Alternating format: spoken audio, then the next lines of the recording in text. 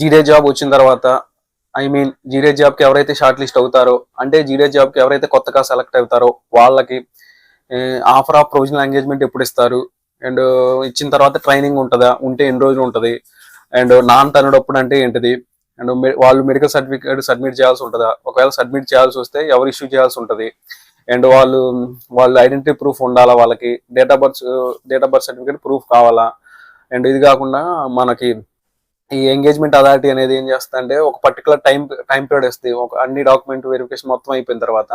So ఆ time period ఇన్ని days అని ఉంటుంది, అన్ని డేస్ దాటిన తర్వాత జాయిన్ అవ్వకపోతే ఇప్పుడు ఆ పోస్ట్ ని సెలక్షన్ లిస్ట్ లో ఉన్న వేరే క్యాండిడేట్ కి ఇస్తారా, సో ఇస్తే ఆ లిస్ట్ ఏమంటారు. అండ్ ఇంకోటి వచ్చేసి ఒకవేళ ఇన్ కేసు ఇదే జాబ్ లో జాయిన్ అయిన తర్వాత జాయిన్ అయ్యి మళ్ళీ రిజైన్ చేయొచ్చా.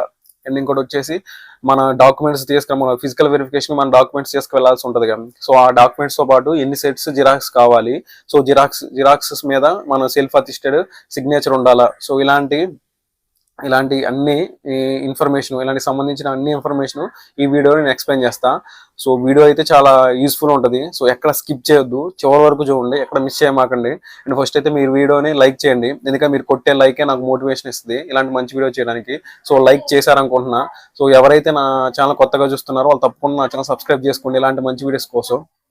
సబ్స్క్రైబ్ చేసుకుని పక్కనే ఒక గంట సింబల్ ఉంటుంది, దాన్ని క్లిక్ చేయండి, ఎందుకంటే ఆ గంట సింబల్ నొక్కితేనే నేను వీడియో పెట్టడంలోనే నా వీడియో మీ మొబైల్కి నోటిఫికేషన్ ఓపెన్ వస్తుంది. సో అదైతే చేయండి తప్పకుండా. అండ్ ఫస్ట్ అయితే మనకి జీడే జాబ్ వచ్చినట్టు మన ఫోన్కి మన మొబైల్కి మెసేజ్ వస్తుంది, మన ఈమెయిల్ ఐడికి మెయిల్ వస్తుంది, ఇక్కడ పలానా ప్లేస్లో పలానా డివిజన్లో నువ్వు సెలెక్ట్ అయ్యావు, పలానా బీపీఎం అయితే బీపీఎం, ఏబీపీఎం అయితే ఏబీపీఎం, డాక్ సేవ్ అయితే డాక్ సేవ్, ఈ 3 పోస్టులో ఒకదానికి సెలెక్ట్ అయినట్టు నీకు మెసేజ్ వచ్చింది. మెసేజ్ వచ్చిన తర్వాత ఆ మెసేజ్ వచ్చిన 15 రోజుల్లో గుర్తుపెట్టుకోండి, మెసేజ్ వచ్చిన 15 రోజుల్లో ఖచ్చితంగా మనకి ఎక్కడైతే యూనిట్ ఆఫ్ పోస్ట్ నోటిఫై అయిందో, లేకపోతే ఎక్కడైతే డివిజన్ ఆఫీస్ ఇచ్చారో, లేకపోతే యూనిట్ ఆఫ్ హెడ్ ఆఫీస్ ఇచ్చారో అక్కడికి మనం 15 రోజుల లోపల వెళ్ళాలి. ఇన్ కేసు మీరు వెళ్ళకపోతే 15 రోజుల లోపల ఎలా వెళ్ళాలంటే ఫిజికల్ డాక్యుమెంట్ వెరిఫికేషన్ కోసం వెళ్ళాలి, ఏదైతే ఒరిజినల్ డాక్యుమెంట్స్ ఉంటాయో అవి తీసుకొని వెళ్ళాలి. సో అవి ఈ 15 రోజుల లోపల కనుక మీరు వెళ్ళకపోతే వాళ్ళు ఏం చేస్తుందని సిస్టమ్ అనేది, ఆ పోర్టల్ అనేది ఆటోమేటిక్ గా మీ డాక్యుమెంట్ వెరిఫికేషన్ బ్లాక్ చేసిద్ది. దాన్ని ఏమంటారంటే నాన్ టర్న్డ్ అప్పుడు అంటారు. అంటే మీరు 15 రోజుల లోపల మీరు ఫిజికల్ వెరిఫికేషన్ కి వెళ్ళకపోతే డాక్యుమెంట్ దాన్ని ఏమంటారంటే నాన్ టర్న్డ్ అప్పుడు అంటారు.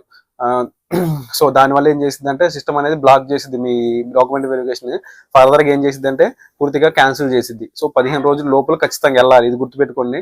మీకు మెసేజ్ వచ్చినా మీకు మెయిల్ ఐడికి మీరు జాబ్ వచ్చిన తర్వాత మీరు 15 రోజుల లోపల మీకు ఎక్కడైతే ఏ ప్లేస్ అయితే మీకు ఇచ్చారో ఆ ప్లేస్కి వెళ్ళి మీరు ఫిజికల్ డాక్యుమెంట్ వెరిఫికేషన్ కి వెళ్లాల్సి ఉంటుంది. సో ఇది అంటారు. సో ఈ డాక్యుమెంట్ వెరిఫికేషన్ ప్రాసెస్ ఏంటిదంటే మీరు కంపల్సరీగా ఒరిజినల్ డాక్యుమెంట్స్ తీసుకెళ్ళాలి. ఒరిజినల్ డాక్యుమెంట్స్ తో పాటు 2 సెట్లు జిరాక్స్ ఏ అయితే ఉన్నాయో చెప్తా, అవి ఏ అంటే డాక్యుమెంట్స్ అవి కూడా ఇప్పుడు చెప్తా. సో అవి అయితే 2 సెట్లు ఖచ్చితంగా తీసుకెళ్ళాలి, ఒక ఒరిజినల్ 2 సెట్లు జిరాక్స్. ఆ జిరాక్స్ల మీద ప్రతి దాని మీద దాని కింద మీ సిగ్నేచర్ అంటే మీ సైన్ ఉండాలి, అంటే సెల్ఫ్ అసిస్ట్ అంటే అది ఖచ్చితంగా మీ సైన్ ఉండాలి రెండింటి మీద, 2 సెట్ల మీద. అండ్ అవి ఏ డాక్యుమెంట్స్ తీసుకెళ్ళాలంటే ఫస్ట్ వచ్చేసి మార్క్ షీట్ అంటే మీ ఎస్ఎస్సి మేము ఉంటుందిగా అది ఒరిజినల్ 2 జిరాక్స్లు, ఆ జిరాక్స్ల కింద మీ సిగ్నేచర్ ఉండాలి. అండ్ నెక్స్ట్ వచ్చేసి ఐడెంటిటీ ప్రూఫ్ అంటే మీ ఆధార్ కార్డు అయితే Aadhaar card xerox, PAN card అయితే పాన్ కార్డ్ జిరాక్స్, ఇవి 2 జిరాక్స్లు. సో ఆ 2 జిరాక్స్ల కింద మీ సిగ్నేచర్ ఉండాలి. అండ్ నెక్స్ట్ వచ్చేసి క్యాస్ట్ సర్టిఫికేట్, మీరు ఎస్సీ అయితే ఎస్సీ, షెడ్యూల్ క్యాస్ట్ అయితే schedule caste, and schedule tribes అయితే schedule tribes, and OBC other backward caste అయితే other backward, and EWS certificate ఉంటే ఎకనామికల్లీ వీకర్ సెక్షన్ ఉంటే అది, అండ్ ఏది ఉంటే ఏ క్యాస్ట్ సర్టిఫికేట్ ఉంటే అది 2 సెట్ల జిరాక్స్, ఆ 2 సెట్ల జిరాక్స్ మీద మీ సిగ్నేచర్ ఉండాలి. అండ్ నెక్స్ట్ వచ్చేసి ఫిజికల్లీ విత్ డిసబిలిటీ అయితే ఎవరైతే అంగవైకల్యం ఉందో ఆ సర్టిఫికేట్ ఉంటే వాళ్ళు కూడా ఖచ్చితంగా సర్టిఫికేట్ ఒరిజినల్ ప్లస్ 2 సెట్ల జిరాక్స్ తీసుకురావాల్సి ఉంటుంది. ఆ జిరాక్స్ల మీద మీ సిగ్నేచర్ ఉండాలి సెల్ఫ్ అసిస్టెడ్ అంటే. నెక్స్ట్ వచ్చేసి ట్రాన్స్జెండర్ సర్టిఫికేట్, ఒకవేళ మీరు ట్రాన్స్జెండర్ అయితే ట్రాన్స్జెండర్ సర్టిఫికేట్ కూడా కావాలంట. అది ప్లస్ ఆ 2 సెట్ల జిరాక్స్ దాని కింద మీ సిగ్నేచర్ ఉండాలి. అండ్ నెక్స్ట్ వచ్చేసి డేట్ ఆఫ్ బర్త్ ప్రూఫ్ అంటే date of birth certificate proof కావాలంట. సో అది కూడా 2 సెట్ల జిరాక్స్, 2 సెట్ల మీద మీ సిగ్నేచర్ ఉండాలి సెల్ఫ్ అసిస్టెడ్. అండ్ నెక్స్ట్ వచ్చేసి మెడికల్ సర్టిఫికేట్ అన్న. మెడికల్ సర్టిఫికేట్ సబ్మిట్ చేయాలంటే సబ్మిట్ చేయాలి. సో ఎలా సబ్మిట్ చేయాలంటే ఇది ఎవరు ఇస్తారంటే medical officer of any government hospital. అంటే ఎవరైతే మెడికల్ ఆఫీసర్ గవర్నమెంట్ హాస్పిటల్ ఉన్నారో వాళ్ళు ఇస్తారు.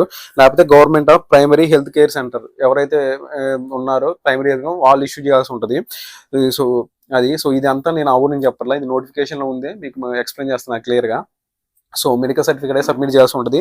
వాళ్ళు ఏంటిదంటే ప్రైమరీ హెల్త్ కేర్ సెంటర్ నుంచి కానీ ఎనీ గవర్నమెంట్ హాస్పిటల్లో ఉన్న వాళ్ళ నుంచి కానీ మన మెడికల్ సర్టిఫికేట్ అంటే మెడికల్ సర్టిఫికేట్ అంటే మనం ఫిట్గా ఉన్నాం, మనకి ఎటువంటి అనారోగ్య సమస్యలు లేవు అని చెప్పడానికి అది సబ్మిట్ చేయాల్సి ఉంటుంది.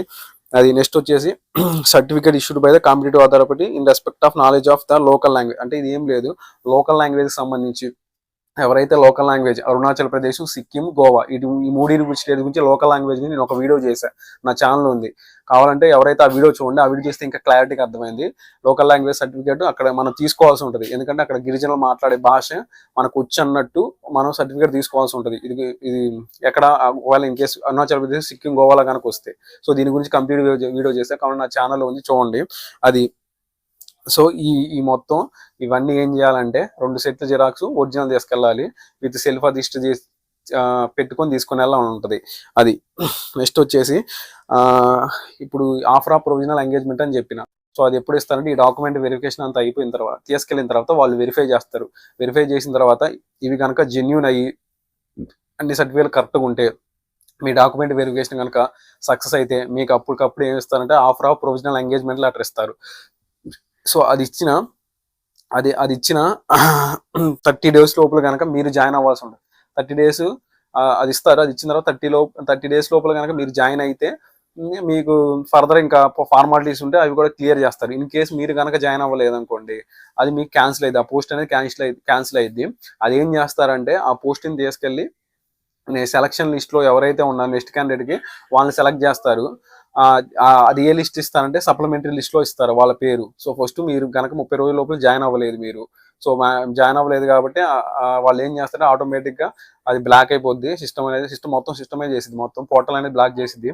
30 days లోపల మీరు సబ్మిట్ చేయలేదు, మీరు జాయిన్ అవ్వలేదు కాబట్టి అప్పుడు ఏం చేస్తారంటే నెక్స్ట్ క్యాండిడేట్ ఎవరైనా ఉన్నారో వాళ్ళకి ఇస్తారు సప్లిమెంటరీ లిస్ట్ లో. అది ఆఫర్ ఆఫ్ ప్రొవిజనల్ ఎంగేజ్మెంట్ ఇస్తారని చెప్పిన ఫస్ట్.